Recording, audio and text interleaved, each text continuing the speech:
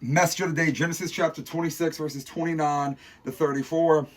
Once when Jacob was cooking stew, Esau came in from the field and he was exhausted. And Esau said to Jacob, "Let me eat some of that red stew, for I am exhausted." Therefore his name was called Edom.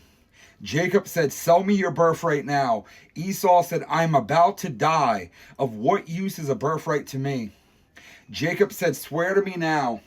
So he swore to him and sold his birthright to Jacob. Then Jacob gave Esau bread and lentil stew, and he ate and drank, and he rose and went his way. Thus Esau despised his birthright. So y'all see, a birthright was something special, right? An honor given to the firstborn son, right? It was meant for him to have a double portion of the family's inheritance, right? In honor of one day becoming the leader of that family. Right now, the oldest son, he could sell his birthright or give it away if he chose so. But in doing so, he would lose both the material blessing and the leadership position that came with it. Right? And that's exactly what Esau did. Right? Esau showed a complete disregard for the spiritual blessings that would have came his way if he kept his birthright. He traded something lasting, right, for something temporary. Okay? He traded his future for a meal.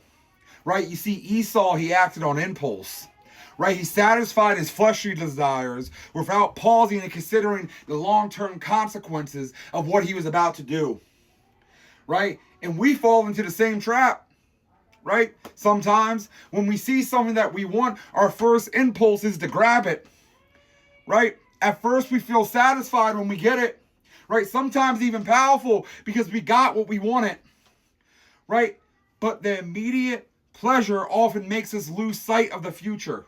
Okay? And we can avoid so many mistakes if we would learn to view short-term satisfaction in the light of a long-term consequence.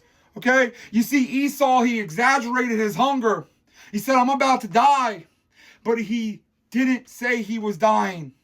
Right? The pressure of the moment distorted his perspective and made the decision feel so urgent. Right? And urgency is dangerous when it comes to the temptation we experience, right? We experience the same pressure day after day sometimes. Like last night when we talked about sexual temptation, right? In that moment, a marriage vow could feel like just words, right? It suddenly doesn't seem important.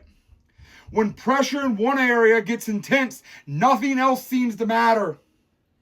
Right? Perspective is lost, and getting through that short-term pressure moment is often the hardest part of overcoming temptation. Right?